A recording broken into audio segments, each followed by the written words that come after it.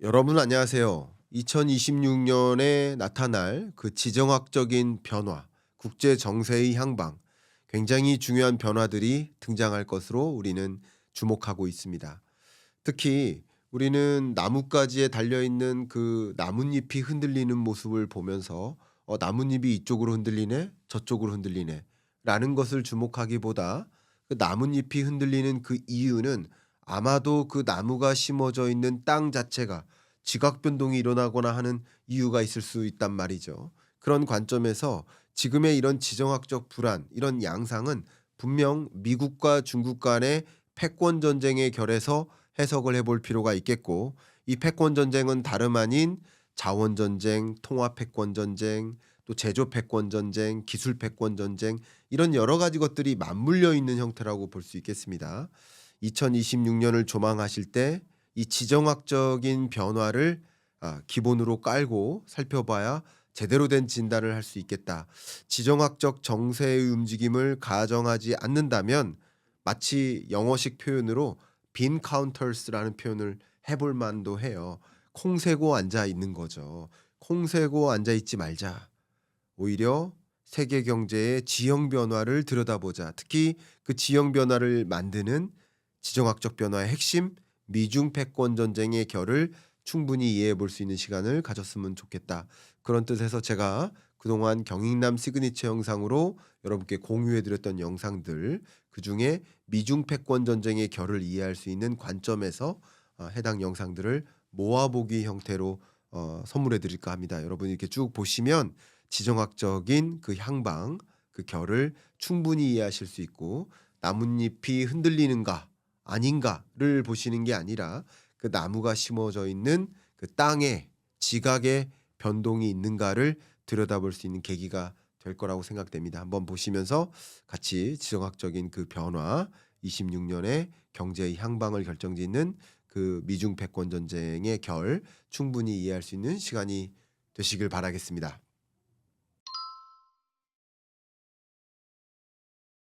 안녕하세요. 경제 읽어주는 남자 김원석입니다. 반갑습니다. 지금과 같은 지정학적 불안의 시대에 마침 다보스 포럼이 개최돼서 다보스 포럼에서 미국과 중국의 미래에 대해서 논의가 이루어집니다. 자, 2026년 1월이 됐고 매년 1월이 되면 CES라든가 또 월드 이코노믹 포럼, 다보스 포럼이라든가 몇몇 중요한 행사들을 통해서 그 행사들은 항상 미래의 의제를 다루는데 2026년을 조망해 볼 만한 중요한 메시지들을 항상 담고 있죠. 가끔 다보스 포럼은 너무 부자들만의 세상을 그리는 거 아닙니까? 꼭 그런 거 주목해야 됩니까? 라는 이야기를 하시는 분들도 계십니다. 그 부분도 충분히 존중이 됩니다. 그러나 우리가 부자들을 위해서 얘기하는 게 아니라 그 부자들은 소위 말하는 세계 저명한 기업가들은 무슨 미래를 그리고 있는지를 조망해야 우리가 어떻게 적절히 대응할 수 있는지를 판단할 수 있는 거 아니겠습니까? 특히 이 다보스 포럼에서 바라본 굉장히 중요한 의제가 바로 미국과 중국의 패권 전쟁, 그리고 5년 후의 미래는 어떨 것인가, 어떤 지정학적 흐름이 전개될 것인가를 들여다보는데 굉장히 중요한 메시지가 있어서 여러분께 한번 공유해 봐 드리도록 하겠습니다. 이번 월드 이코노믹 포럼도 역시 굉장히 중요한 의제들을 많이 다루고 있는데요. 역시 이번에 다룬 중요한 내용들을 여러분께 공식적으로 지금부터 말씀드려 보도록 하겠습니다. 역시 월드 이코노믹 포럼이 개최될 때면 항상 의제로서 발제하기 위한 주요 페이퍼, 보고서들을 공유하고 있는데 주로 이번 26년 바로메타라는 이 보고서를 중심으로 월드 이코노믹 포럼에서는 어떤 메시지를 전달하려 하는지 한번 집중해 보도록 하겠습니다. 가볍게 설명드릴게요. 다보스 포럼이란 무엇인가? 범세계적인 어떤 경제 문제에 대해서 토론하고 또 국제적인 그런 실천 과제가 무엇인가를 이제 모색하는 국제 민간 회의다라고 볼 수 있겠습니다. 너무나 유명한 이 독일 태생의 클라우드 슈밥, 유대인이죠. 이분이 1971년 비영리 재단으로 처음에 창립을 했죠. 정식 명칭은 세계경제포럼, 월드 이코노믹 포럼, WEF인데 다보스에서 개최된다 해서 다보스 포럼 뭐 이렇게 많이 이야기하고 있죠. 자, 그러면 이번 다보스 포럼에서 핵심적으로 전달하고자 하는 메시지가 무엇인지 한번 보도록 하겠습니다. 다보스 포럼에서 기본적으로 전제하고 있는 세계 경제의 흐름은 기본적으로 저성장 고착화에 있습니다. 그동안에 우리 세계 경제가 4번의 경제 위기를 경험했었다면 2026년 그리고 이후에 우리가 만날 그 경제는 저성장 고착화인 것이다 라는 어떤 새로운 측면의 도전 과제입니다.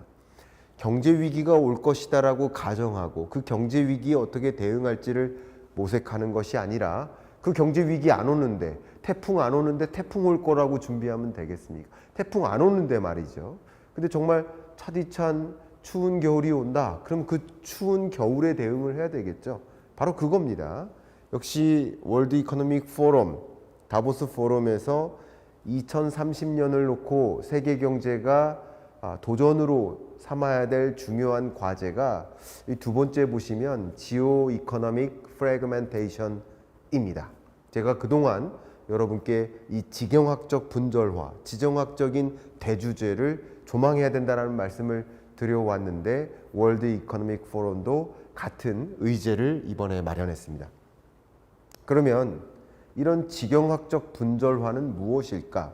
이름하여 다자주의, 세계 모든 나라를 위해서 국제기구를 만들어서 어떤 특정 국가가 힘의 논리로 다른 국가를 지배하는 그런 체제가 아니라 모든 나라가 평화롭게 안전하게 잘 지내보자 하는 그 개념이 바로 다자주의 아니겠습니까? 이른바 세계화 아니겠습니까? 그런데 자료 보시는 것처럼 세계 주요 기업들의 흐름을 들여다본다면 2020년 팬데믹 경제 위기 때 그때를 지수를 1로 했을 때 여러 측면에서 다자주의적인 흐름이 많이 깨져가고 있는 모습입니다. 먼저 빨간색을 보시면 다자주의, 이 세계화의 흐름이 오버럴하게 깨지는 모습이에요. 근데 여전히 그 과거보다 더 개선되는 모습들도 몇몇 측면에서 나타나고는 있습니다만 유독 강하게 깨지는 것, 바로 peace and security, 바로 지정학적 불안, 평화가 아닌 전쟁, 이런 것들이 소위 다자주의를 많이 깨트리는 하나의 지대한 변수로서 주목하고 있다라는 표현이라고 볼 수 있겠습니다. 참고로 제가 그동안 여러분께 강조해드렸던 이 지경학적 분절화, 이 지구본이 있다면 이 지구본이 200여 개의 나라로 퍼즐로 구성이 되어 있었다면, 그래서 똘똘 뭉치는 게 세계화, 다자주의였다면 이게 흐트러지는 거죠. 분절화, 파편화되는 거죠. 그런 것을 지오 이코노미컬 프래그멘테이션이라고 강조해왔고, 제가 오죽했으면 2026년에 경제 전망의 첫 번째 트렌드로서 지경학적 분절화의 시대라고까지 얘기했고, 책 표지 한번 보시면 분절점이라고 2026년을 규명하기도 했었죠. 그런데 진짜 이 지경학적 분절화가 전개되고 있는가? 지경학적 분절화의 중장기적인 흐름을 보면 분절화 양상이 더 고조되고 있다. 근데 여러 가지 관점에서 지경학적 분절화가 전개되고 있는데, 트레이드, 교역이라는 관점에서도 그런 분절화의 흐름이 나타나지만 무엇보다도 특히 주된 분절화의 흐름은 폴리티컬한 이슈로 일어나고 있다. 정치적인 분절화가 심각하게 일어나고 있다라고 추정을 해볼 수 있겠습니다. 이미 월드 이코노믹 포럼도 2024년에 제시했던 그 자료입니다. 제가 여러분들께도 이미 소개했었던 25년 1월인가요? 그때 소개했었던 자료입니다. 지오 이코노믹 프래그멘테이션이 세계 경제를 억누르고 있다라고 표현을 하고 있었는데, 이 지경학적 분절화를 IMF의 경제적인 관점에서 해석을 해본다면 1980년부터 글로벌 금융위기 당시까지 이때를 세계화의 시대, 글로벌라이제이션의 시대, GDP 대비 교육액이 차지하는 비중이 폭발적으로 늘어나는 시대. 근데 금융위기를 기점으로 해서 슬로벌라이제이션, 글로벌라이제이션이 슬로워 됩니다. 그러다가 2022년 러우 전쟁을 기점으로 해서 이게 완전히 지경학적 분절화가 일어납니다. 아예 GDP 대비 교육액이 차지하는 비중이 줄어드는 국면이라고 볼 수 있겠죠. 그래서 세계화의 시대, 슬로벌라이제이션의 시대, 지경학적 분절화의 시대, 이렇게 3단계로 구분하시면 어떨까 의견을 드려보겠습니다. 그러면 이번 월드 이코노믹 포럼에서 이 지경학적 분절화 같은 개념입니다. 다자주의 세계화, 이 질서가 흔들리고 있다는 거예요. 근데 이게 어떻게 흔드느냐? 보시는 것처럼 상품에 교육되는 양의 증가율이 2.4%였는데 근데 세계 경제 성장률은 3.2%다. 이게 무슨 말이죠? 앞에 말씀드렸던 것처럼 이 그래프를 아주 25년에 한해서 줄여서 표현한 거예요. GDP 대비 교육액이 차지하는 비중이 줄어든다. 이 얘기는 세계 GDP의 일부가 교육액이니까 세계 경제의 성장률이 3.2%인데 그 중에 일부인 교육액의 증가율은 2.4%에 머문다라는 얘기는 GDP 대비 교육액이 차지하는 비중이 25년에 많이 줄어들었다라는 거죠. 세계 경제가 커가는 속도보다 교육액이 증가하는 속도가 덜 증가했다. 이 얘기는 많은 국가들이 보호무역주의에 문을 닫고 장벽을 설치하고 내수 중심으로 세계 경제가 운용되었다라고 평가해 볼 수 있을 것 같습니다. 그게 바로 다자주의, 세계화가 흔들리고 있다라고 월드 이코노믹 포럼에서 진단한 근거입니다. 자, 그러면 이 다자주의를 구성하는 여러 개의 구성 항목들을 한번 나열해 보면 그동안 2019년에서 24년까지의 흐름과 2022년에서 24년까지의 흐름을 상호관계로 비교한 겁니다. 이게 무슨 얘기냐? 이 Peace and Security, 이게 많이 급감했다고 말씀드렸는데 2019년에서 24년 동안 중장기적으로도 많이 떨어진 게 Peace and Security 영역인데 유독 22년에서 24년 동안에는 많이 떨어졌다. 다른 어떤 항목보다 유독 Peace and Security, 이 흔들리는 세계화, 흔들리는 다자주의를 보여주는 근거가 아닌가 생각됩니다. 월드 이코노믹 포럼은 이렇게 지정학적 불안이 고조되고 있음을 주목하고 있는 겁니다. 실제 또 여러 서베이를 해봤는데 어떤 영역에서 많은 기업들, 이번 포럼에 참여하는 기업들이 앞으로 더 많은 기업들끼리 혹은 국가 간에 협력할 것인지 협력하지 않을 것인지를 물었는데 오버롤하게 보면 전반적으로 과거에 비해서 앞으로 26년에는 덜 협력할 것이다. 덜 협력할 것이다가 빨간색, 주황색이 절대적이에요. 지금보다 더 협력할 것이다.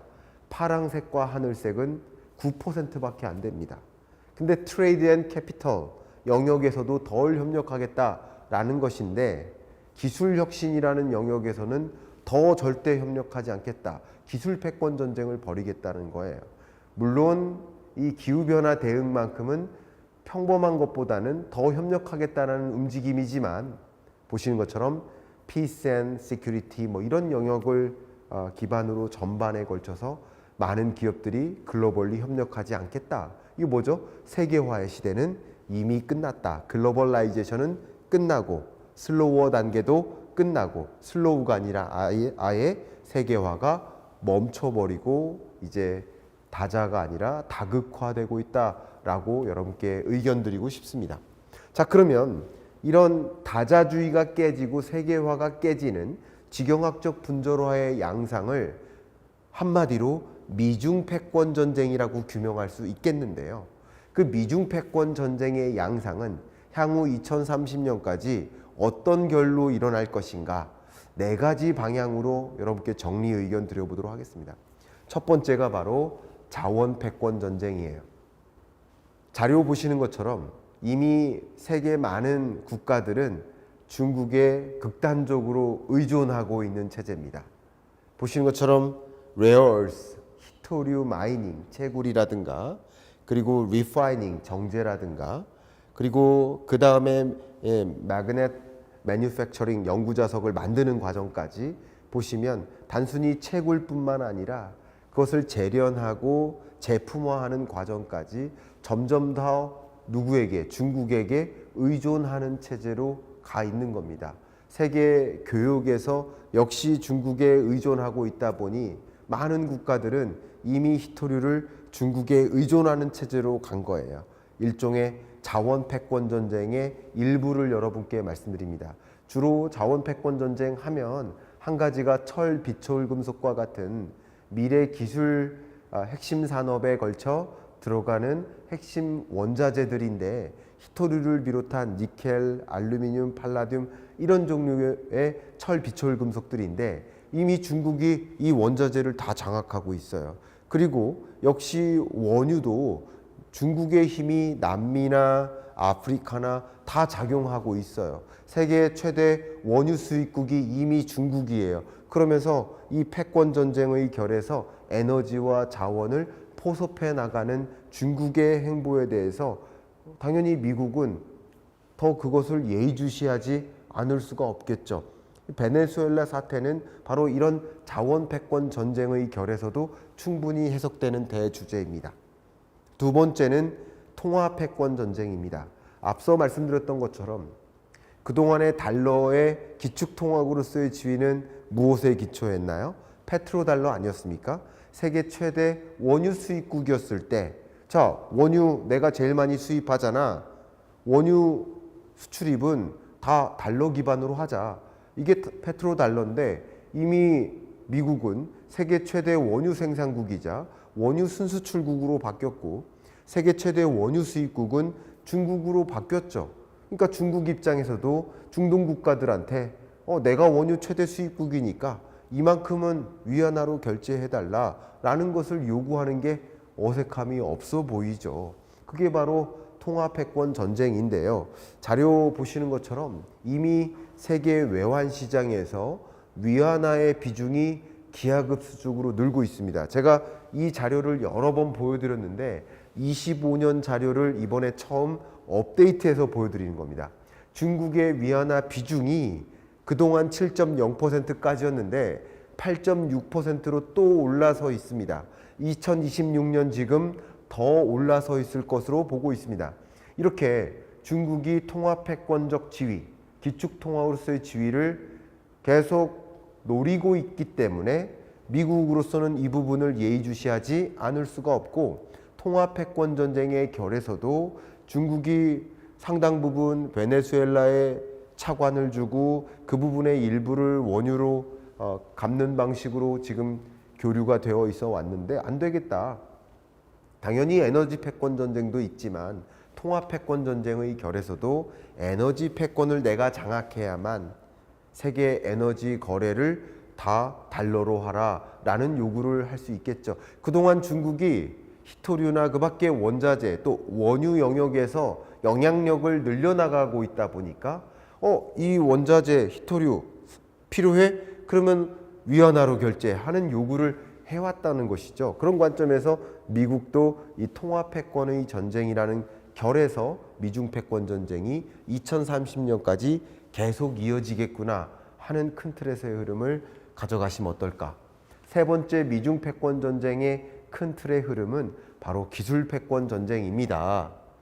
제가 지난주 CES를 통해 여러분이 세계의 변화, 산업의 패러다임 변화를 조망하십사 경익남 시그니처 227화에서 말씀을 드렸는데요. 역시 미국은 내가 이 기술 패권 전쟁에서 지면 안 된다 하면서 세미컨덕터, 컴퓨터, 데이터 센터 이런 영역을 중심으로 폭발적으로 투자를 하고 있는 것이죠. 그런 것을 본다면 미국도 중국이 따라오는 이 기술 패권 전쟁에서 우리가 더 격차를 벌려야 돼 하는 움직임을 강도 높게 하고 있는 것이다 라고 말씀을 드리고 이게 2030년까지 이어질 하나의 전쟁의 양상이라고 의견을 드리고 싶습니다. 네 번째는 제조 패권 전쟁이에요. 어느새 중국산이 아닌 것이 없습니다. 제가 한 2년 전인가요? BYD가 곧 한국에 출시할 것이다. 매장을 열을 것이다. 그랬더니 몇몇 분들의 댓글이 그 BYD 전기차를 누가 탑니까? 라고 주장을 하시더라고요. 근데 그 주장이 되게 안타까웠습니다. 우리나라에 5천만 명이 고소득층만 있는 게 아니에요. 고소득층도 있지만 저소득층도 있습니다. 전기차의 수요가 고소득층에게만 있는 게 아니에요. 중소득층, 저소득층에게도 전기차의 수요가 있습니다. 자영업자, 소상공인, 중소기업, 이 법인 사이드에서도 전기차의 수요가 있습니다. 그 저렴한 전기차, 가격 경쟁력 있는 전기차를 누가 지금 시장에 내놓고 있습니까? 중국 아닙니까? 이러면서 우리가 경험하고 있는 모든 산업, 품목 섹터에 걸쳐서 중국산이 아닌 게 없어졌죠. 그러다 보니까 제조 패권을 장악하고 있고요. 이 제조는 곧 원자재의 수요처죠. 그러니까 원자재, 자원 전쟁에서 연결이 됩니다. 그리고 제조 패권도 이제 저부가 가치 산업을 중심으로 한 패권 전쟁이 아니라 고부가 가치 산업에서 우리가 한 몫을 하겠다라는 움직임을 하고 있다 보니까 반도체나 AI까지 중국이 점령하려는 행보를 하고 있죠. 기술 패권 전쟁도 연결이 됩니다. 그리고 이런 모든 산업에 있어서는 뭐가 기반이 돼야 됩니까? 에너지가 기반이 돼야 되죠. 그리고 이 제조를 많이 한다. 많은 제조를 한다. 라는 얘기는 곧 수출을 많이 한다. 그럼 원자재와 완제품을 우리가 시장의 무역거래에서 절대적인 비중을 차지한다. 라는 것은 어떤 힘을 얘기합니까? 통합패권 전쟁과도 연결되죠. 이 네 가지가 다 하나로 연결됩니다. 그 중에서 한 가지가 바로 제조패권 전쟁이고, 물론 미국도 제조기지로서의 역할을 계속 늘려나가고 있어요. 2025년 상호관세를 도입하고 세계 많은 국가들로부터 미국으로 투자하라는 압박을 취했었던 것은 역시 제조 강국으로서의 면모를 갖춰나가겠다라는 흐름인 거예요. 그런 흐름을 보이는 이유는 이 그래프를 보십시오. 중국이 압도적으로 제조 강국으로서의 면모를 보이고 있지 않습니까? 이러다가는 나머지 앞에 말씀드렸던 자원전쟁, 에너지전쟁, 통화전쟁, 기술전쟁, 제조패권 전쟁이 다 같이 맞물려 있다는 것을 다시 한번 강조하고요. 이런 결에서 패권 전쟁이 멈출 수 없다. 2030년 혹은 그 이상까지도 다보스가 바라본 이 패권 전쟁, 지정학적 불안은 계속될 수밖에 없다. 다만 그 지정학적 불안이나 미중 패권 전쟁의 양상이 강도가 높아질 때가 있고 강도가 낮아질 때는 있죠. 강도가 높아졌을 때쯤이 25년 4월 정도죠. 트럼프 대통령이 상호관세 판례를 들었을 때. 강도가 약해졌을 때가 언제예요? 에이펙 정상회담 그 국면 아니겠습니까? 그렇게 높아졌다가 줄어들었다가 하는 경향은 있지만 미중 패권 전쟁은 계속 가는 소재가 될 것이다. 그렇다면 이 지정학적 불안, 제가 그동안 말씀드렸던 지경학적 분절화의 양상은 2025년 6년만이 아니라 앞으로도 우리가 끊임없이 조망해야 될 대주제인 것이다 라는 의견을 드리면서 이번 주 경제 읽어주는 남자 마무리하겠습니다. 감사합니다. 안녕하세요. 경제 읽어주는 남자 김광석입니다. 반갑습니다.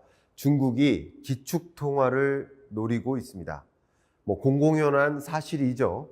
미중 패권 전쟁의 결말은 과연 어떻게 될 것인지 이 통합 패권 전쟁의 결에서 집중적으로 말씀을 드려보도록 하겠습니다. 미중 간의 줄다리기 싸움이 지속되고 있습니다. 이게 세계 경제의 지정학적 불안을 만드는 주된 요인이 되겠죠.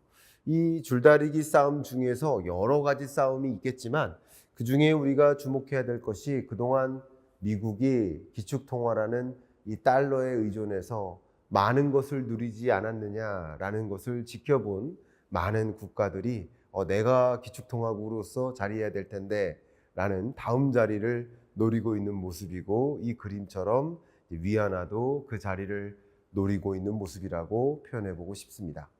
먼저 1985년 플라자 합의를 볼게요. 여러분 기억하시죠?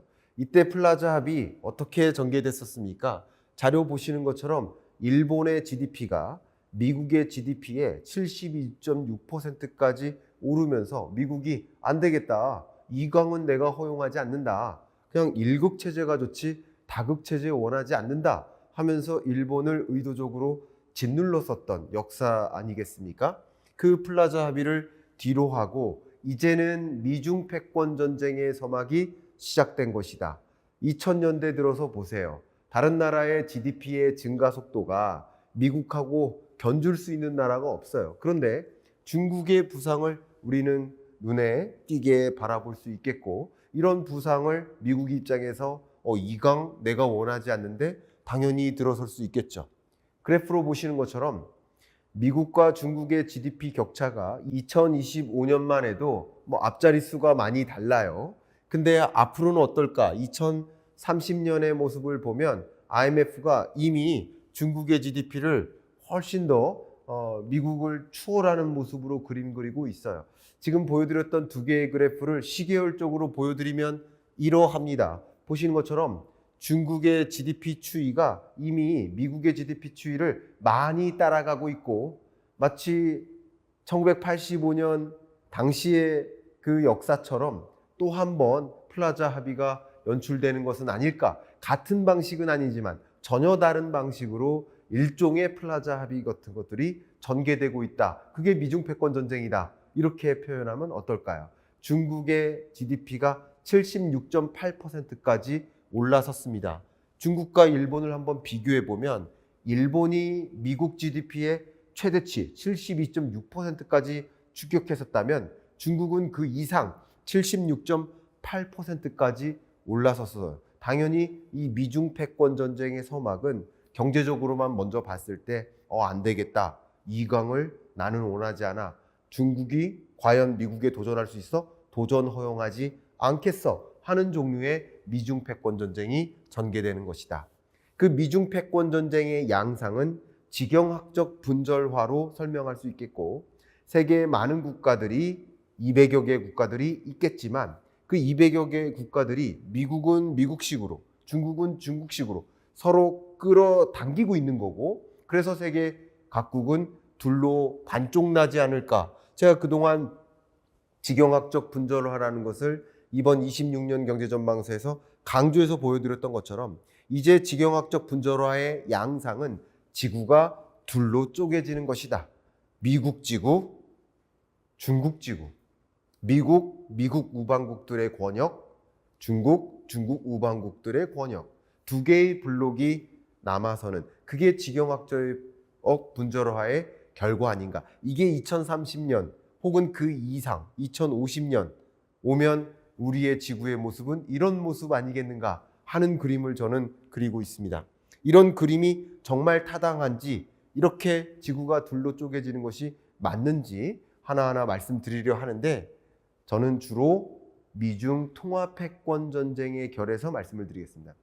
지난주에 228화에서 미중 무역 전쟁을 크게 4-5가지의 결에서 설명을 드렸는데, 오늘은 그 중에서 통화 패권 전쟁이라는 관점에서 말씀을 드리겠습니다. 자료 보시는 것처럼 중국이 세계 교역량을 계속 늘려나가요. 그러는 와중에 유로존은 잃어가요. 중국이 유로존의 제조를 다 뺏어가고 있는 모습이에요. 실질적으로 느껴지는 것은 여러분 유럽에 가면, 독일에 가면 많은 자동차 기업들이 있고 자동차 밸류체인이 다 있는데 하나하나 내다 팔고 있어요. 하나하나 공장이 문을 닫고 있어요. 중국이 유럽을 많이 장악하고 있다라고 볼 수 있어요. 그러면서 세계 교역량을 확대해 나가고 또 세계 무역시장, 제조시장, 자원시장을 장악하면서 위안화로 결제할 걸 강하게 요구하고 있다라고 볼 수 있겠죠. 이렇게 극명하게 마켓 쉐어가 갈라지고 있다라고 말씀드리고, 이게 미중 통화 패권 전쟁의 서막을 알리는 무역 전쟁의 모습이다라고 먼저 말씀드리겠습니다. 그러다 보니까 중국이 어디까지 왔느냐? 글로벌리 많은 수요가 있는데 이런 첨단 산업에 걸쳐서, 미래 유망 산업이나 혹은 주력 산업에 걸쳐서 중국의 캐파시티, 생산 용량이 넘쳐요. 100%를 넘어서. 이게 뭐예요? 서구권에서는 중국을 뭐라고 겨냥해요? 이거 과잉 생산이다. 근데 중국 측은 뭐라고 주장해요? 이거 과잉 생산이 아니라 대량 생산이다. 우리가 대량 생산해야 하나의 상품에 대한 가격 경쟁력을 확보하는 것이고 그 가격 경쟁력으로 다른 나라를 침투하는 건데 같은 침투하는 현상을 서방 강국은 그게 너무나 위협적이니까 중국이 갖고 있는 제조 패권이 너무 위협적이니까 과잉 생산하지 마라. 우리 국가의 제조를 완전히 쓰러뜨리고 있다라고 공격적으로 이야기하고 있고 중국은 당연히 이거는 정당한 패권 전쟁이다. 제조 패권 전쟁이다. 라고 주장하고 있죠. 그런 제조 패권 전쟁이 일어나고 있습니다. 거기에 나아가서 미국도 유럽도 세계 각국도 어디에 집중하고 있어요? 기술 패권 전쟁에 집중하고 있어요. 그래, 과거 저부가 가치 산업은 중국이 해. 그런데 미래 유망 산업만큼은 우리가 장악할 거야 하는 움직임을 벌이고 있고 실제 기업들의 어닝도 그런 테크 기업들을 중심으로 집중적으로 더 늘어나고 있는 모습을 보면 많은 국가들이 정말 이 패권을 놓치지 않기 위해서 기술 영역에 집중하고 있다. 그 기술 영역에 집중하고 있는 그런 기업들의 어닝이 뒷받침되어서 나타나고 있다. 그게 주가로도 형성되고 있다. 이렇게 설명을 드리지 않을 수 없습니다. 여기에 나아가서 자원 패권 전쟁이 같이 전개되는 거죠. 베네수엘라를 예를 들어 보겠습니다. 2011년 기준 베네수엘라의 크루드 오일의 수출은 절대적으로 많은 비중이 미국으로 향했어요. 그리고 중국으로는 고작 10%에 불과했습니다. 물론 이 사이에 무슨 일이 있었냐면 미국도 원유 생산량을 늘리고 자체적으로 순수출 국가가 된 그런 배경도 있지만 그동안 중국이 내가 거기 투자해 줄게. 내가 투자해 주고 차관을 빌려줄 테니까 베네수엘라 오일로 대신 갚아. 저렴하게 내가 수입할 거야 하면서 움직이고 있어요. 이게 아시아 패시픽 원유 수출, 이게 중국이 절대적인 비중 68%를 차지하고 있다는 사실. 이만큼 중국이 베네수엘라를 차지하고 있다 보니까 미국 입장에서는 미중 패권 전쟁의 결에서 이 오일을 왜 중국한테 주느냐, 우리 오일 산업 우리가 가져가야 되는데 하는 자원 패권 전쟁이 같이 전개되고 있는 것이다라고 설명드리지 않을 수가 없습니다. 이런 결에서 여러 가지 다양한 분면에 있어서의 전쟁이 전개되고 있지만 유독 우리가 주목해야 될 것은 바로 통화 패권 전쟁인 것이다. 근데 미국의 달러의 지위를 보면 세계 교역량에서 차지하는 비중은 10%를 고작 넘어요.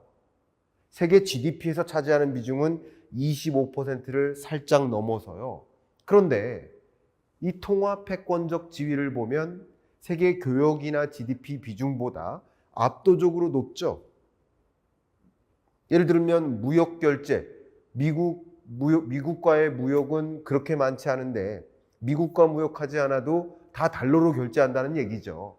외환시장 결제, 역시 스위프트 결제, 여러 부문에 있어서 통화 패권적 지위는 미국이 갖고 있는 경제적 지위보다 훨씬 높아요.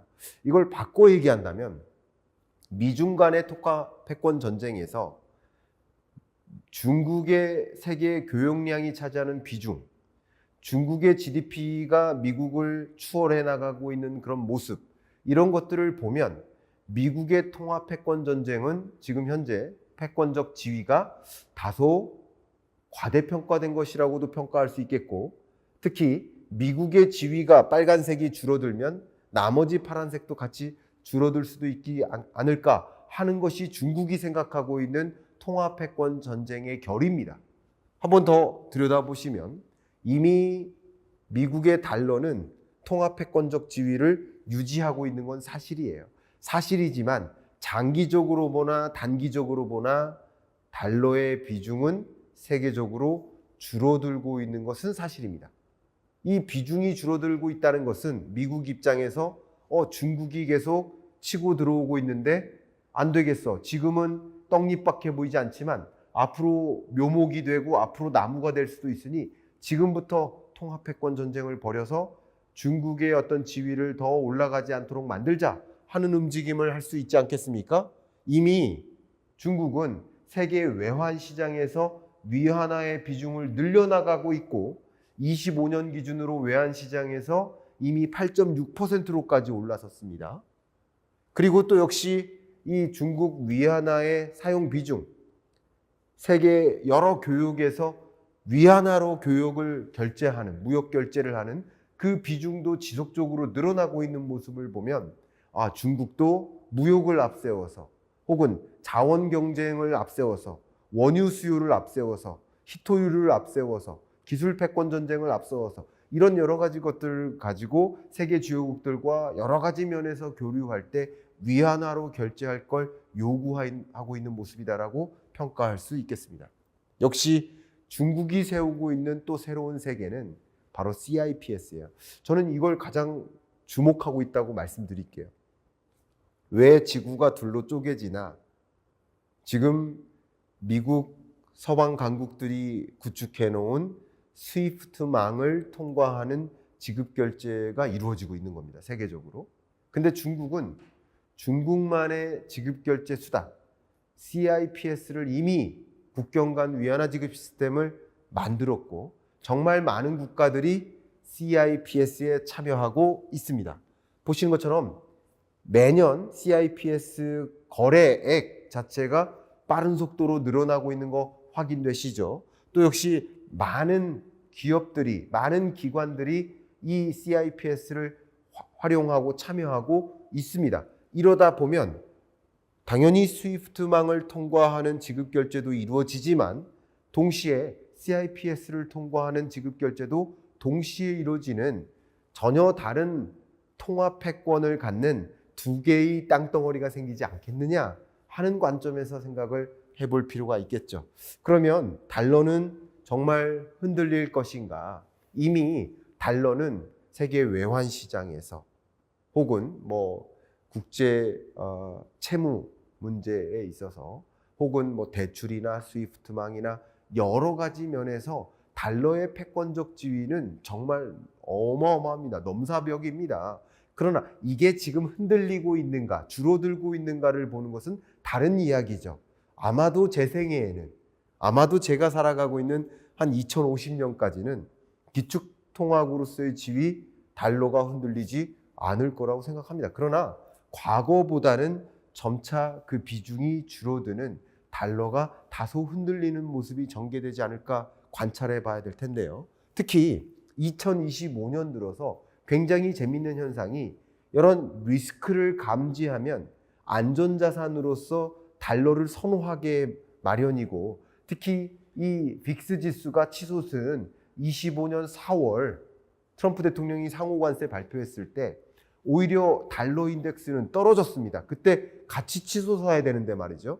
그때 오히려 금값은 치솟고 달러 가치는 더 떨어지는 달러 인덱스가 떨어지고 있는 모습을 보아도 그렇고 역시 국채 시장에서 미국 국채 금리가 치솟으면 달러 가치도 치솟아야 되는데 국채 금리는 치솟는데 달러를 회피하는 이런 모습들, 국채 가격이 떨어지면 이제 국채 사야지 하는 움직임이 일어나야 되는데 국채를 사지 않는, 그러니까 이 일드 커브와 역시 달러 인덱스 커브가 따로따로 노는 모습을 확인하시면 달러가 흔들리는 것도 사실이구나 라는 것을 이해할 수 있겠습니다.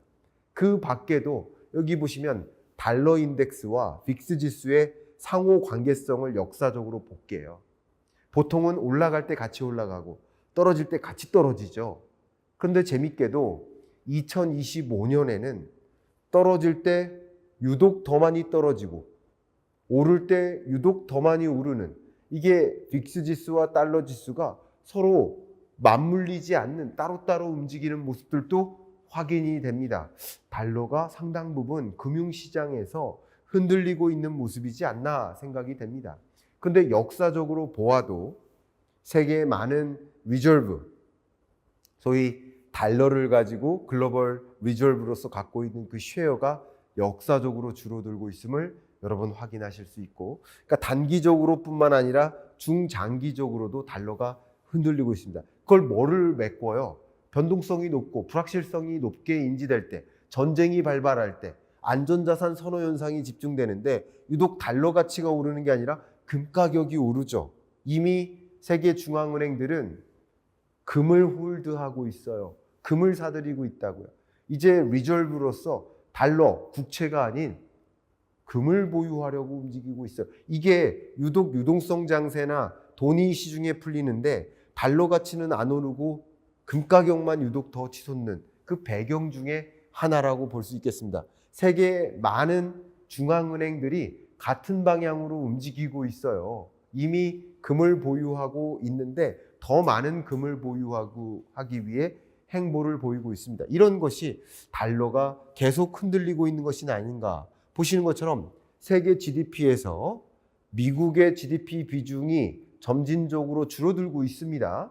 줄어드는데 PPP 기준으로만 보면 더 빠른 속도로 줄어들고 있다는 것을 이 파란색 그래프를 통해 확인하실 수 있어요. 그러니까 세계의 경제력이 달러 패권의 지위를 만드는 데 기여하는데 경제력의 규모가 쪼그라든다. 미국의 규모는 추격해 나가고 있다라는 것은 상대적으로 달러가 흔들리고 있는 모습이라고 확인할 수 있겠습니다. 물론 이것에 대응하기 위해서 트럼프 대통령은 무엇을 고안했습니까? 스테이블 코인을 고안했죠. 스테이블 코인을 많이 확대 보급하면 스테이블 코인은 통화가 아니라 화폐인 겁니다. 그러니까 지폐라는 미국 달러 대신에 스테이블 코인이라는 미국 달러를 많이 이용해라 하는 방식으로 움직이고 있고, 굉장히 재밌게도 미국은 안티 CBDC, CBDC를 방지하는 법안을 마련하고 중국은 CBDC를 통용하면서 스테이블 코인을 또 사용을 금지하는 조치를 마련합니다. 그러니까 이런 것들이 미국은 스테이블 코인을 통해서 달러 패권을 유지하려 움직이는데 중국은 역시 CBDC를 통해서 위안화의 기축통화로서의 지위를 차지하려고 움직이고 있어요. 이게 맞물리는 거죠. 서로 남의 그 스테이블 코인과 CBDC에 대해서는 반대하고요. 이게 지구가 둘로 쪼개지는 듯한 통화 패권 전쟁의 결로 치닫게 되는 게 아닌가라고 그림을 그립니다. 그래서 제가 그림 그리는 미래의 지구는 두 개의 권역으로 쪼개진 통화 패권 전쟁의 결말이 나타나지 않을까. 물론 뭐 중간 지대에 해당되는 많은 국가들은 스위프트망에서도 혹은 CIPS망에서도 스테이블 코인도 CBDC도 모두 사용하는 체제가 되겠지만 아마도 미국 우방국들 그리고 중국 우방국들은 자기만의 통화 패권적 지위를 가지고 다른 세계를 살아가는 모습이지 않을까 하는 그림을 그리고 있습니다. 통화 패권 전쟁의 결말은 이런 모습이지 않을까 의견을 드리면서 미중 통화 패권 전쟁의 결말 이해하시는 데 도움이 되시길 바라고, 지난주에 여러분께 발표해드렸던 경인남 시그니처 영상과 이어지는 내용이니까 큰 틀에서 이어서 이해를 하신다면 더 도움이 되겠습니다. 이상 이번 주 경제 읽어주는 남자 마무리하겠습니다. 감사합니다. 안녕하세요. 경제 읽어주는 남자 김원석입니다. 반갑습니다.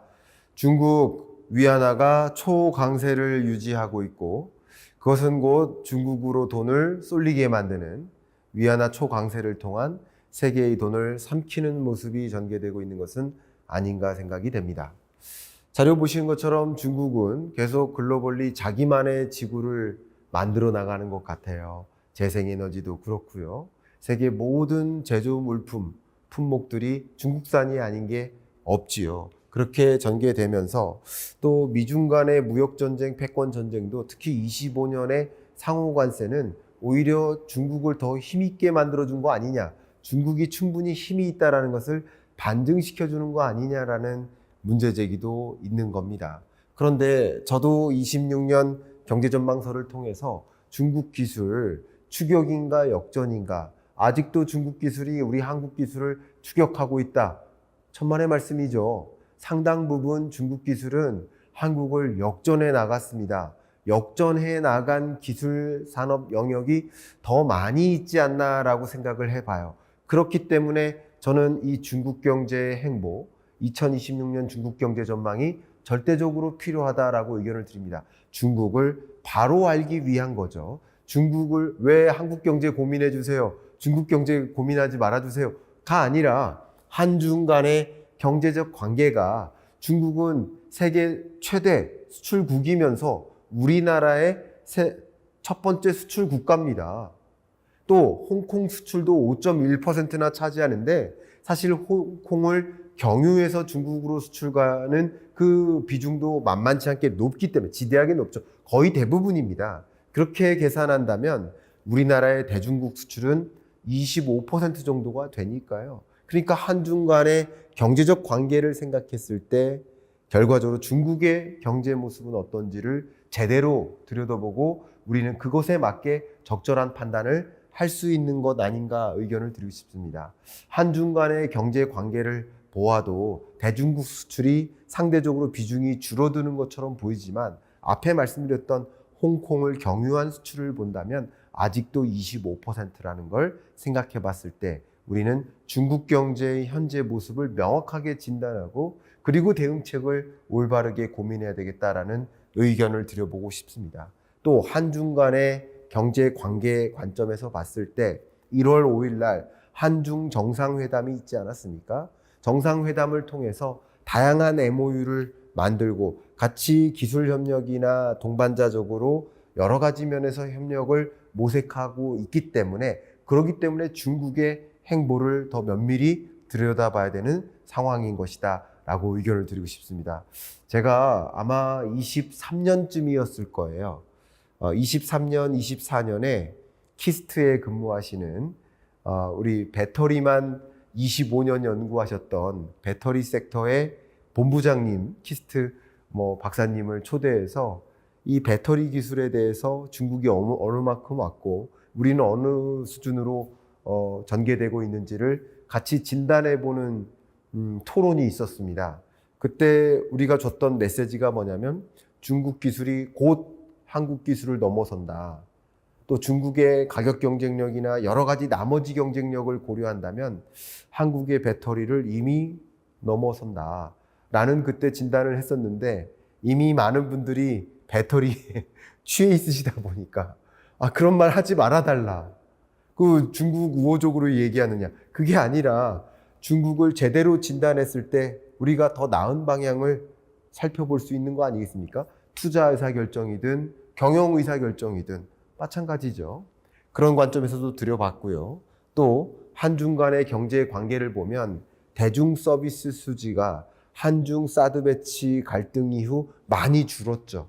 근데 이제 한한령이 사실상 끝난다라고 한다면 여행, 여가, 관광, 면세점, 항공, 그죠? 이런 여러 서비스 영역에서도 상당한 기회가 또 열릴 수 있습니다. 그렇기 때문에 중국 경제를 더 면밀히 들여다봐야 되겠다라는 말씀을 시작으로 이야기해 보겠습니다. 세계 경제는 저성장 고착화되고 있습니다. 그 안에서 세계 많은 국제기구들이 공통적으로 세계 경제는 저성장 고착화되고 있다라고 조망하고 있습니다. 이 저성장 고착화되고 있는 대표적인 나라가 역시 중국이지 않나라고 생각해보고 중국 경제는 한때 10%대, 근데 지금은 5%대, 이제 4%대마저 깨지는 경제로 가고 있다. 중국 경제 성장률이 많이 둔화하고 있다. 장기적으로 보면 이렇죠. 한때 중국 경제는 정말 고도의 높은 성장률을 유지하다가 이제 어느 순간 6% 깨지고 5% 깨지고 이렇게 저성장화되고 있어요. 사실 중국 경제 GDP 규모를 놓고 보면 우리보다 압도적으로 크잖아요. 그 거대한 규모를 놓고 생각해 보면 그 GDP 규모를 갖고 있는 나라가 여전히 4%대 성장을 한다? 우리나라는 상대적으로 GDP 규모가 작은데 1%, 2% 성장에 못 미친다? 그 중국 경제의 강한 성장세를 봐야죠. 중국은 끝났다. 중국은 망했다. 라는 표현은 어폐가 있습니다. 여전히 높은 성장세를 유지하고 있다. 다만 과거와 같은 고성장이 아닌 중성장의 흐름으로 전개되고 있다. 이게 정확한 중국 경제에 대한 전망과 진단이지 않나 의견을 드리고 싶습니다. 왜 그러느냐? 지금 보여드리는 게 GDP예요. 앞서 보여드렸던 게 경제 성장률이에요. 이 경제 성장률이 떨어질 뿐이지 GDP 규모는 여전히 증가하고 있어요. 이게 바로 그 그래프예요. 근데 GDP 규모가 작았을 때는 거기서 조금만 GDP 규모가 증가해도 성장률이 15% 되는 거예요. 근데 이미 GDP 규모가 커진 상태에서는 그거보다 훨씬 가파르게 성장하고 있음에도 불구하고 성장률은 떨어지는 것처럼 보이죠. 예를 들어서 2000년대 중국의 GDP 규모가 100이었다. 근데 10만큼의 GDP 규모가 증가한다. 그럼 10% 성장률이죠. 근데 지금은 중국의 GDP가 1000이 되었습니다. 100이라는 GDP가 증가합니다. 여전히 10%죠. 100이 아니라 30만큼 GDP가 증가한다. 그럼 GDP 증가율은 3% 아니겠습니까? 그렇지만 과거 2000년 100일 때 10 증가할 때랑 지금 1000일 때 30 증가할 때랑 GDP 규모의 증가 속도는 지금이 더 빠르다라고도 생각해 볼 수 있어요. 중국 경제의 성장 속도는 위협적이다. 중국 경제 망가진다, 망한다가 아니라 위협적이다라고 정의하는 게 맞지 않을까 생각합니다. 보시는 것처럼 2025년 중국의 GDP는 세계 2위국이고 미국과 나름의 차이가 있지만 앞으로 2030년이 되면 미국과의 격차를 좁혀나갈 것이고 앞으로도 그런 행보를 보일 것이라고 조망할 수 있겠습니다. 우리나라의 GDP 규모가 정확히 중국의 GDP 규모의 10분의 1 정도에 해당하는 그런 순간이 오는 겁니다. 그러니까 그런 거대한 경제 규모를 가지고 아직도 4%대 성장률을 유지한다. 이것은 정말 기이한 일이고 여전히 중국에서는 기회도 많이 있는 것이구나 라는 생각을 해볼 필요가 있겠습니다. 다만 중국 경제가 강한 면모만 있는 게 아니에요. 취약성도 있어요. 중국 경제를 놓고 보면 주로 구경제, 이제 과거 전통 산업이죠. 그 구경제 측면을 보면 취약해요. 근데 신경제를 보면 정말 이보다 견고할 수 없을 만큼 위협적이다라고 소개할게요. 그러면 중국 경제의 취약한 부분, 중국 경제의 견고한 부분, 그것을 나눠서 한번 살펴보도록 하겠습니다. 먼저 구경제 측면, 취약한 부분이 뭡니까? 중국의 늘어나는 정부 부채예요. 재정 적자가 계속 쌓이고 있습니다. 그러다 보니 중국의 지방정부 부채 잔액이 계속 쌓여가고 있어요.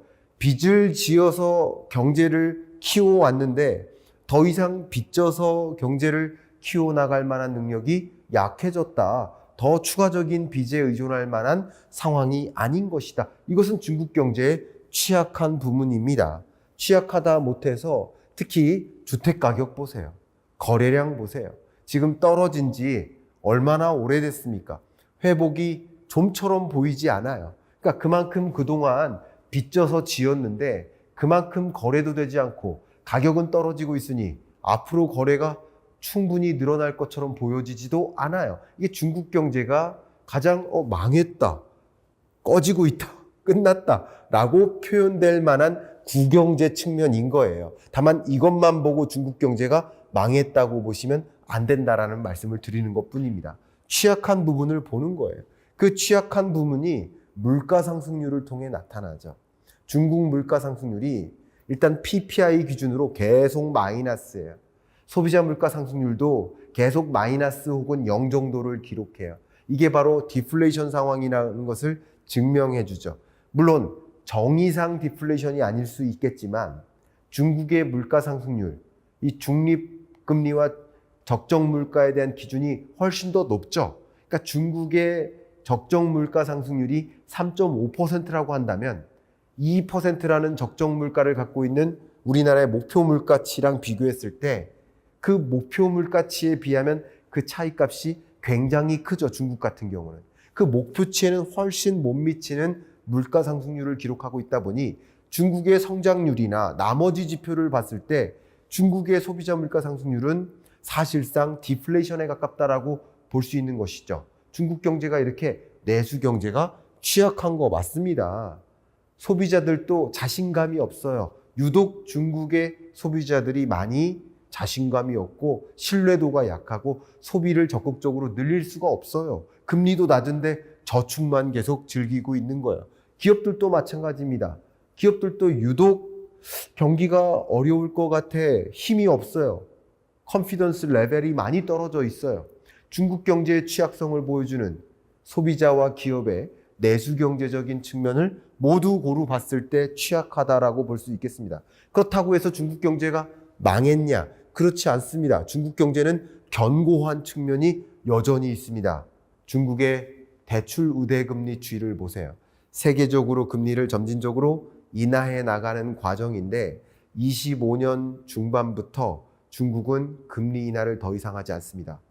물가 상승률, 디플레이션이고 부동산 경기 이렇게 침체인데 그런데도 금리를 인하하지 않아요. 추가 금리 인하를 단행하지 않는 이유는 무엇일까? 자료를 보시면 중국이 추가 금리 인하를 단행하지 않고 중국 경제의 견고성을 보여주다시피 중국 위안화의 초강세가 나타나고 있는 겁니다. 중국 위안화의 초강세가 이렇게 나타나고 있을 만큼 역시 캐리 트레이드 현상이 일어나는 것이죠. 중국으로의 돈의 유입이 일어나는 겁니다. 자료를 보시면 세계적으로도 이미 크로스 보더 트레이드에서 RMB, 소위 중국 위안화를 가지고 사용하는 그 비중이 점차 전반적으로 늘어납니다. 중국 기업뿐만 아니라 세계 다른 나라 기업들도 중국 위안화를 의존해서 위안화에 의존해서 거래를 해 나가고 있는 모습이에요. 또 중국의 경제 규획을 따져보지 않을 수가 없죠. 15차 5개년 규획이 이미 발표됐죠. 중국은 정부 주도니까 역시 공산주의 사회주의 국가니까 그러니만큼 지도부가 어떤 의지를 가지고 나라 살림살이를 운용해 나갈지를 들여다봐야 될 텐데 전반적으로 고품질 중심으로 최상위 기술을 만들기 위한 고수준의 기술을 자립적으로 만들어 나가기 위한 그런 행보를 집중적으로 유인하고 있다라는 측면에서도 중국 경제의 견고성을 읽어볼 수 있었습니다. 중국 경제가 정말 어느 부분에서 더 견고할까? 저는 가장 중요한 게 과학기술 전공 졸업생 수예요. 중국의 졸업생 수 보세요. 세계 어떤 국가들을 압도해서 과학기술 전공자의 졸업생 수가 압도적인 지위를 차지하고 있습니다. 이들이 뭐 하겠다는 거예요? 중국의 미래를 그림 그려 나갈 사람들 아니겠습니까? 중국의 기술을, 중국의 산업을 일으킬 그 주역 아니겠습니까? 그 어떤 나라보다도 기술 인재들이 많이 포진되어 있는 나라가 중국이다라고 한다면 지금까지의 중국도 그래야 했지만 앞으로도 중국은 견고하게 성장해 나갈 가능성이 높겠구나라고 그림 그려볼 수 있는 대목이에요. 그런데 하물며 희토류를 완전히 장악하고 있죠. 중국과 미국의 희토류 공급망 점유율을 보세요. 비교가 안 됩니다. 여러분 이런 첨단 산업, 방위 산업, IT 기기, 모바일 폰, 반도체, 희토류 없이 되는 게 없어요. 근데 희토류를 다 장악하고 있단 말이에요.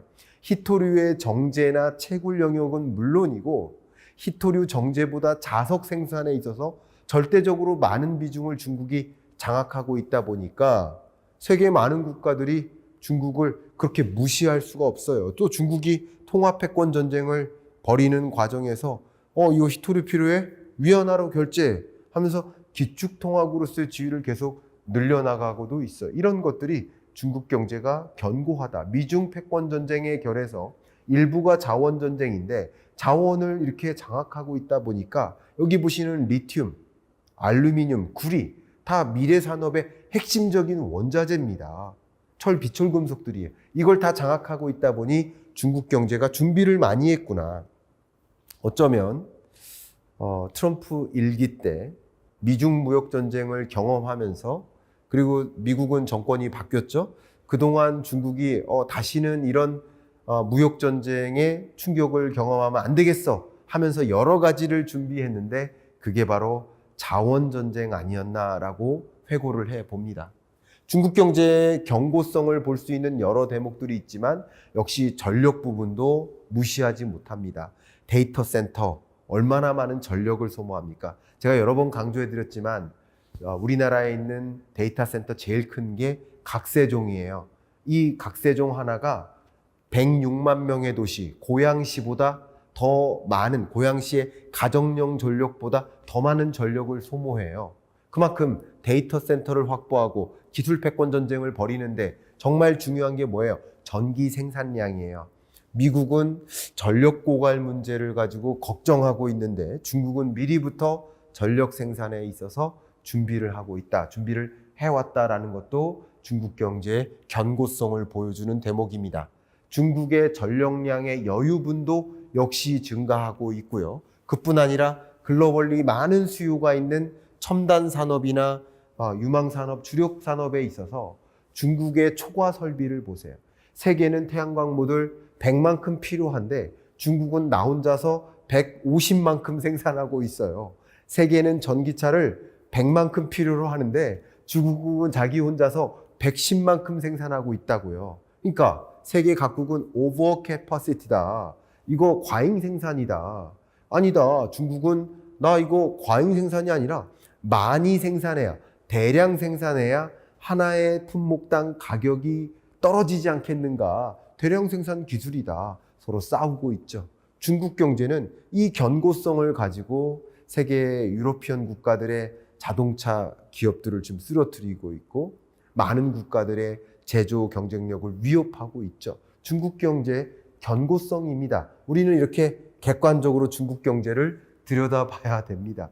아마 이쯤에서 많은 분들의 댓글이 야, 김광석 좌 아니야? 중국 편 아니야? 중국 편이 아니라 중국이 위협적으로 이렇게 성장하고 있는지를 진단해야 우리가 어떻게 대응할지를 생각해 볼 수 있는 거 아니겠습니까? 중국 경제 무시해도 돼.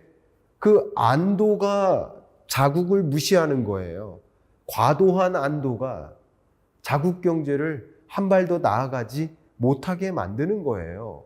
여러분, 토끼와 거북이 이야기에서 토끼가 달리기에서 왜 졌습니까? 거북이가 나를 추월하겠어? 하면서 안도한 거 아닙니까? 과도한 안도는 추월을 용인하는 거예요.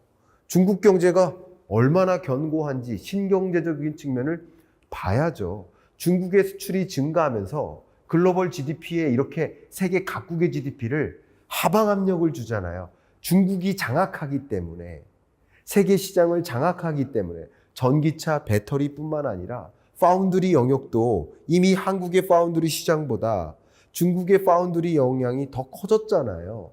반도체도 지금 파운드리 영역을 뺏기고 있지 않습니까? 바로 이런 거죠. 중국의 제조 경쟁력, 기술 경쟁력, 그걸 기반으로 한 수출 증가, 이게 글로벌 GDP를 세계 다른 나라들을 떨어뜨리는 영향을 주고 있기 때문에 우리는 중국 경제의 행방을 면밀히 주시하고 객관적으로 진단해 볼 필요가 있겠다. 어떻게 대응해야 하는가? 백밀러를 봤더니 용이 너무 가까이 와 있어요. 근데 사실 다시 정면을 봤더니 용이 내 앞을 추월해서 가고 있어요. 역시 미국이 나홀로 견고할 줄만 알았더니 중국의 행방이 미국을 추월하기 위해서 압도적으로 추격하기 위한 노력을 단행하고 있어요. 자, 그럼 이런 행방 속에 우리는 어떻게 대응책을 강구해야 될까요? 우리는 어떻게 중국 경제의 도약을 들여다볼 것이고, 그러면 그 안에서 우리가 잘할 수 있는 밸류체인은 무엇인지를 찾아야 됩니다. 중국이 전 산업에 걸쳐서 모든 영역을 장악해 나가려고 행보를 보이고 있다 보니 우리는 또 우리대로 중국의 행보를 면밀히 주시하면서 우리가 잘할 수 있는 밸류체인을 타겟으로 삼을 필요가 있지 않을까. 전반적인 산업에 걸쳐서는 중국이 압도적인 경쟁력으로 또 규모의 경제로 찍어 누르다시피 하고 있으니까, 그러면 상대적으로 경제 규모나 산업 섹터나 인구 규모나 작은 우리나라로서는 우리가 유독 잘할 수 있는 영역, 유망 산업의 밸류체인에서 우리가 잘할 수 있는 그 특화된 영역을 타겟을 맞추고 그 영역에서의 걸맞는 인재를 육성하고 또 R&D에 집중하고 그 부분에 있어서는 어떤 세계 국가도 넘볼 수 없는 기술력과 산업 경쟁력을 갖춰나가는 그런 노력을 해 나가야 되지 않을까 하는 것이 저의 의견입니다. 여러분들이 중국 경제를 전망하고 바르게 진단하는데 오늘 이야기가 도움이 되셨기를 바라는 마음 담아서, 그러면 나는 무엇을 준비할까? 나는 어떻게 대응할까? 라는 그 질문에 대해서 답을 찾을 수 있는 그런 계기가 되기를 바라는 마음 담아서 경제 읽어주는 남자 마무리하겠습니다. 감사합니다. 한 국가의 흥망성쇠를 보면 결국 망하는 구조에 놓인 국가는 한 가지 안주할 때가 아닌가 이런 생각을 많이 해봅니다.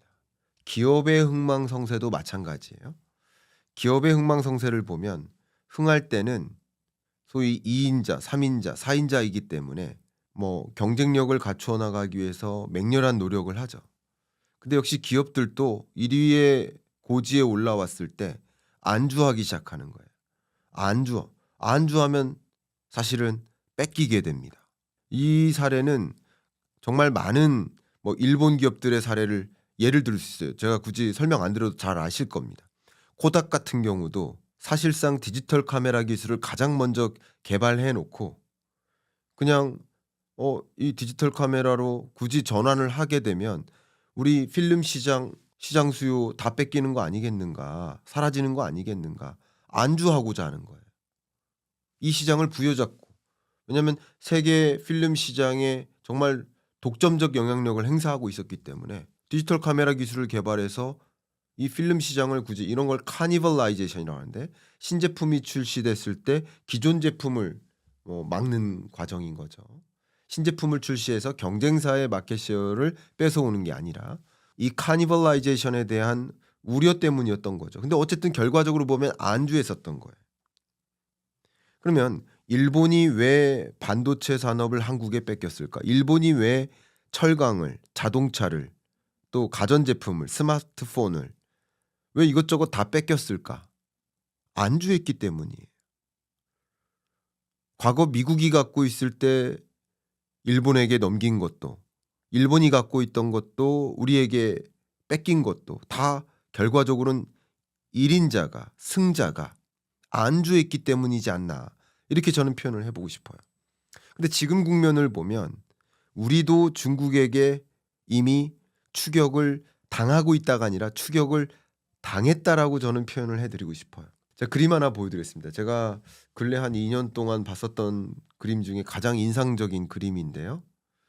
그러니까 운전을 하는데 백밀러를 딱 보니까 중국이 이만큼 와 있는 모습인 거예요. 이 그림이. 근데 사실 그리고 정면을 다시 보니까 중국을 상징하는 이 용이 백밀러, 내 차 뒤에 있었던 게 아니라 이미 내 앞을 달리고 있는 거죠. 안주하기 때문입니다. 항상. 토끼와 거북이 이야기에서 토끼가 왜 달리기 위해서 집니까? 안주했기 때문이에요. 안도했기 때문이죠. 안주하고 안도하면 당하는 겁니다. 아무 대응도 안 해도 된다는 판단이 되는 거잖아요. 자, 그런 면에서 우리는 안주하면 안 된다, 이런 말씀을 드리고요. 그런 관점에서 생각을 해보면 중국이 이미 조선 산업도 시장 점유율로 보면 우리를 넘어섰어요. 배터리 마찬가지, 반도체도 마찬가지예요. 우리나라의 파운드리가 2위였거든요. 대만 다음이 우리나라가 파운드리 2위였거든요. 근데 중국 파운드리, 반도체 파운드리 회사 3사의 이미 세계 시장 점유율이 한국 점유율을 넘어섰어요. 뺏겼어요, 이미. 반도체마저도 파운드리 영역은 이미 뺏겼습니다. 나머지도 마찬가지예요. 안주하면 당해요. 로봇, 중국이 압도하고 있지 않습니까? 전기차, 중국이 압도하고 있지 않습니까? AI, 안면인식 기술, 중국이 압도하고 있지 않습니까? 이미 상당 부분에 경쟁력이 높다라고 생각했었던 그런 영역에서 배터리나 디스플레이는 물론이고요. 전반적으로 중국에 장악되고 있습니다. 그럼 우리는 어떻게 되는가? 우리는 미래 유망 산업을 찾고 그 유망 산업 내에서 전체를 잘하기보다 특정 섹터 영역, 특정 기술 영역만큼은 절대 뒤처지지 않겠다라는 그런 안도함 없이 접근하면서 기술 인재 육성이라든가 R&D 예산 집중이라든가 그런 노력을 퍼부어야 될 때다. 그런 노력을 퍼붓는 과정, 나라든 기업이든 마찬가지다. 안주하면 안 된다라는 말씀을 드리고 싶은데, 이런 관점에서 우리에게 주는 이런 메시지를 잘 담고 있는 책을 선정해서 제가 북리뷰를 하고 있는 중이거든요. 하루 1% 부의 축적, 이 책의 북리뷰를 지금 진행하고 있고 이 부분에 대해서 제가 13페이지 먼저 읽고 추가적으로 제 코멘트 해드리도록 하겠습니다. 나는 점화라는 단어를 중요하게 생각한다. 점화란 주변 환경의 특정 요소가 뇌 속에서 연상작용을 불러일으키는 현상을 말한다. 연상된 내용은 부정적일 수도 있고 긍정적일 수도 있다. 그러니까 여러분들이 항상 어떤 단어를 보거나 어떤 현상을 보실 때 그로 인해 여러 연상들을 해 나가실 필요가 있는데 그 연상은 가급적이면 긍정적인 것들. 그러면 우리는 어떻게 도약할지, 어떻게 이 자리에서 추격당하지 않을지 그런 부분에 대해서 더 고민을 해야 된다. 여기서 재밌는 문장이 나오는데요. 13페이지. 사람들은 자신이 가장 자주 어울리는 5사람의 평균만큼 돈을 번다는 사실이 밝혀졌다. 그러니까 5명이 있어요. 카카오톡방에 있어요. 사실 이 부분 읽고 제가 사진 찍어서 그 5명 카톡방에 올렸어요. 올렸더니 서로 내가 평균 깎아먹는 거 아니냐고. 그러다가 갑자기 재밌는 이야기로 넘어갔는데 그 재밌는 이야기는 뭐냐면 외모 이야기로 갔어요. 우리 내가 딱 중간이야. 서로. 나는 끝에 5번째는 아니야. 내 밑에 한 명 있어. 막 이런 식으로 제가 생각하는 그들의 외모 수준보다 한 단계씩 높게 자기를 평가하고 있더라고요. 그러면서 굉장히 재밌었는데 그 외모도 5명의 평균 외모가 나다라고 생각을 한다면 같이 어울리는 5명의 외모가 다 좋아야 되겠다 이런 생각도 하게 됩니다. 재밌는 표현이에요. 근데 마치 이런 것처럼 우리가 어떤 현상이나 어떤 변화나 어떤 단어를 접할 때 그것으로 인해 연상되는 여러 가지 것들이 있는데 우리 국가 전략적인 관점에서 우리 정책적인 관점에서 기업의 경영 전략적인 관점에서 이런 여러 가지 상황을 마주했을 때 긍정적인 단면의 5가지를 상상하셨으면 좋겠다. 그리고 그 방향으로 뛰어들었으면 좋겠다라는 메시지를 먼저 드리겠습니다. 그 다음 22페이지로 건너가서 또 읽어드리겠습니다. 안정은 때로는 함정이다. 바로 이 얘기가 나옵니다. 제가 여기 굉장히 인상적인 문장들을 쭉 읽었는데 제가 밑줄 이렇게 거가면서 읽었어요. 보이세요? 네. 그랬는데 결국 안정, 안주, 안도하는 순간 그게 함정이 된다라는 메시지를 여기서 주고 있습니다. 그래서 그런 부분을 굉장히 공감하면서 저도 이 책을 읽었고요. 27페이지로 건너가 보겠습니다. 같은 얘기입니다. 주저하면 퇴보한다. 당신이 아직 고민하는 사이 다른 사람들은 이미 행동했다. 그러니까 내가 주저하면, 내가 안도하면 그 사이 다른 사람은 이미 행동하고 나아가고 있다는 거예요. 그러니까 토끼와 거북이 이야기에서 토끼가 안도하고 한숨 자는 거예요. 근데 그 한숨 자는 동안 거북이는 가만히 있지 않거든요. 한 걸음 한 걸음 나아가고 있거든요. 그렇다는 사실을 기억해 본다면 안도하면 안 된다. 꾸준히 도전해야 된다. 나아가야 된다. 라는 것을 이야기합니다. 29페이지로 넘어갈게요. 저는 굉장히 인상적인 그 문장을 만났는데 풀은 당긴다고 더 빨리 자라지 않는다. 이 명문장이죠.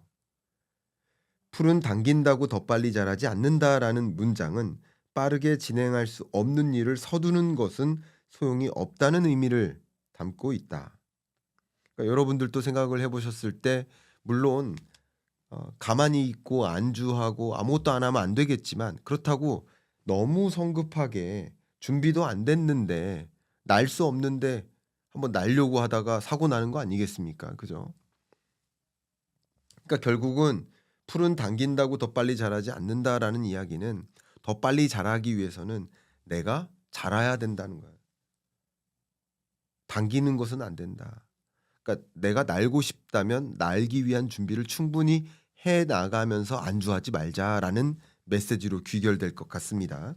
그다음 또 중요한 메시지 중에 제가 38페이지로 건너가서 읽어 드리도록 하겠습니다. 또 역시 명문장인데요. 패배는 교훈을 주고 승리는 만족을 준다. 그러니까 패배한다고 안 좋은 거고 승리한다고 좋은 게 아니라 패배도 좋은 거고 승리도 좋은 거다. 이른바 축적의 개념이죠. 축적. 우리 축적된다는 거예요. 실패를 했을 때 '아 이렇게 하면 안 되겠구나.'라는 것을 배우잖아요. 그리고 성공이라는 승리라는 것을 경험할 때 성공의 공식을 배우잖아요. 둘 다 배운다는 거죠. 둘 다 나아갈 수 있다는 거죠. 그러니까 뭐 하지 말라는 거야. 안주하지 말라는 거예요. 가만히 서 있지 말라는 거예요. 뭔가 실패를 두려워하지 말고 도전하라는 메시지입니다. 성공과 실패는 인생과 직업에서 발전을 위한 필수 요소다. 실패와 패배 경험은 고통스러울 수 있지만 우리에게 귀중한 가르침을 준다. 성공을 인지하고 포착하는 능력도 키워준다. 의식적인 학습과 지적 성장의 결합, 그리고 성공의 기억에서 분비되는 행복 호르몬이 우리를 앞으로 나아가게 하는 원동력이 된다. 그러니까 안주하고 서 있지 말고 나아가자는 것인데, 그 나아가기 위해서는 당연히 우리가 패배든 혹은 실패든 성공이든 승리든 다 경험해야 된다는 거죠. 그래서 가장 나쁜 것은 실패가 아니라 아무것도 안 하는 것에 있다. 안주하는 것에 있다라는 교훈을 줍니다. 제가 이 책을 3편에 걸쳐서 쭉 북리뷰를 했는데 이게 마지막 3편입니다. 이 책의 구성이 정말 하루 1% 부의 축적이라는 이 책처럼 이 책 페이지가 다른 게 없어요. 그냥 날짜요, 날짜. 1월 1일부터 12월 31일까지.